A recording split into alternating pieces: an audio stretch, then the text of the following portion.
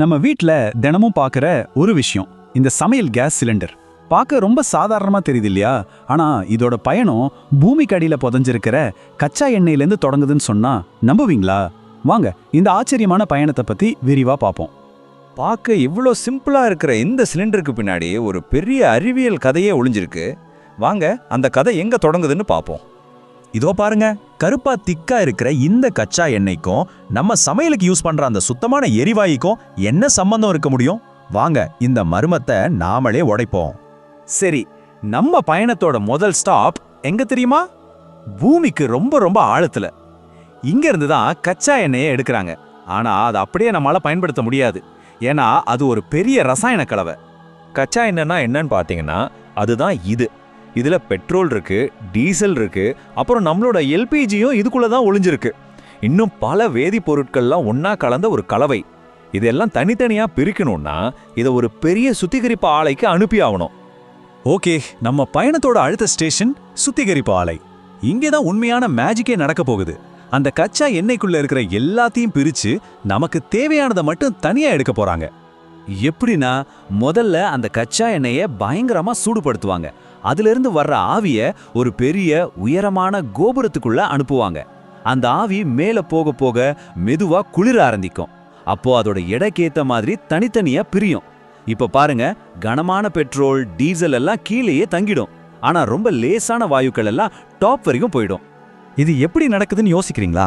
இதுக்கு காரணம் கொதிநிலை, அதாவது பாய்லிங் பாயிண்ட். இப்போ தண்ணி 100 டிகிரியில் கொதிக்குது இல்லையா? அதே மாதிரி கச்சா எண்ணெயில் இருக்கிற ஒவ்வொரு பொருளுக்கும் ஒரு குறிப்பிட்ட கொதிநிலை இருக்கு. ஸோ வெப்பத்தை வச்சு ரொம்ப ஈஸியாக எல்லாத்தையும் தனித்தனியாக பிரித்து எடுத்துடலாம். அப்போ அந்த கோபுரத்தோட உச்சியில எக்தம் டாப்ல போய் சேர்ற அந்த லேசான வாயுக்கள் என்னன்னு தெரியுமா? அதுதான் புரோபேன் மற்றும் பியூட்டேன். ஆமாங்க, இந்த 2 வாயுக்கள் தான் நம்மளோட எல்பிஜியோட ஹீரோக்கள். இதை தான் அடுத்த கட்ட சுத்திகரிப்புக்கு எடுத்துட்டு போவாங்க. சரி, இப்போ நமக்கு கேஸ் கிடைச்சாச்சு.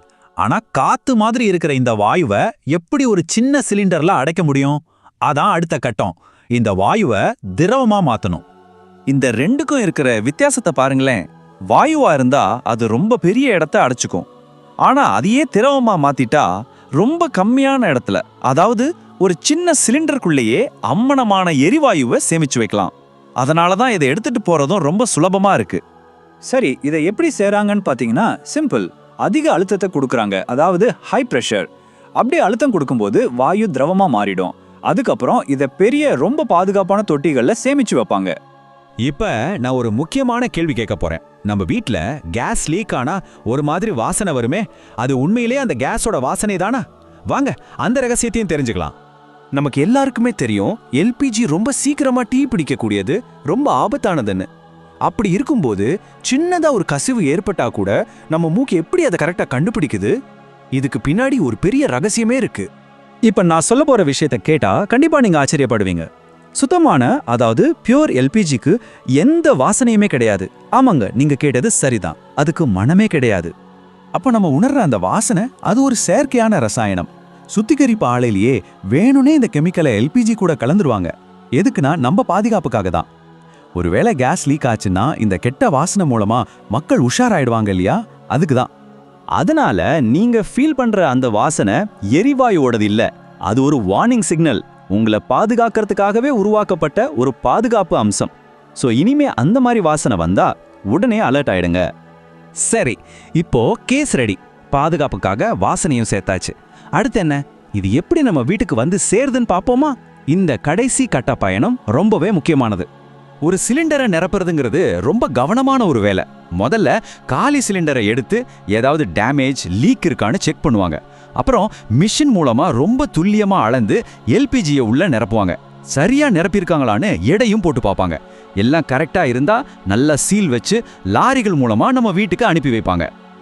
அவ்வளோதாங்க, அந்த நீண்ட பயணம் இப்போ நம்ம சமையல் அறைக்கு வந்து முடிஞ்சிடுச்சு. ஆனா இங்க தான் ஆற்றலோட உண்மையான தொடக்கமே இருக்கு. நாம ஸ்டவ்ல இருக்கிற ஒரு சின்ன குமிழை திருப்பினா போதும், அந்த ஆற்றல் நமக்கு கிடைக்க ஆரம்பிச்சிடும்.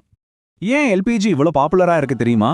ஏன்னா இது ஒரு சூப்பரான எரிபொருள். மற்றது மாதிரி புகையெல்லாம் வராது, ரொம்ப சுத்தமா எரியும். ஸ்டவ் ஆன் பண்ண உடனே சட்டுன்னு சூடாயிடும். இதனால சமையல் வேலையும் சீக்கிரமா முடியும், நம்ம நேரமும் மிச்சமாகும். அதனால தான் உலகத்துல கோடிக்கணக்கான வீடுகள்ல இதை விரும்பி பயன்படுத்துறாங்க. சரி, நீங்க ஸ்டவ் ஆன் பண்ணும்போது சிலிண்டருக்குள்ள என்ன நடக்குதுன்னு தெரியுமா? நீங்க அந்த குமிழை திருப்பும்போது சிலிண்டருக்குள்ள இருக்கிற அழுத்தம் சட்டுன்னு குறையும். உடனே உள்ள திரவமா இருக்கிற எல்பிஜி மறுபடியும் வாயுவா மாறிடும். அந்த வாயு தான் பைப் வழியா பர்னருக்கு வந்து நமக்கு நெருப்ப தருது. பாத்தீங்களா, ஒரு சிலிண்டருக்குள்ளேயே ஒரு மினி சயின்ஸ் லேப் மாதிரி ஒரு சுழற்சி நடக்குது. அதனால அடுத்த தடவை உங்க கேஸ் சிலிண்டரை பார்க்கும்போது அதை ஒரு சாதாரண இரும்பு டக்காவா மட்டும் பார்க்காதீங்க. அது பூமிக்கு அடியிலிருந்து ஆரம்பிச்சு பல அறிவியல் தொழில்நுட்ப கட்டங்களை தாண்டி உங்க கிச்சனுக்கு வந்து சேர்ந்த ஒரு நவீன கால அதிசயம். இதே மாதிரி நம்ம தினமும் யூஸ் பண்ற வேற எந்த பொருள்ல இந்த மாதிரி ஒரு ரகசியமான ஆச்சரியமான அறிவியல் பயணம் ஒளிஞ்சிருக்கும் நீங்க நினைக்கிறீங்க? ஒருவேளை நீங்க கையில வச்சிருக்கிற உங்க ஸ்மார்ட் போன்ல கூட இருக்கலாம். கொஞ்சம் யோசிச்சு பாருங்களேன்.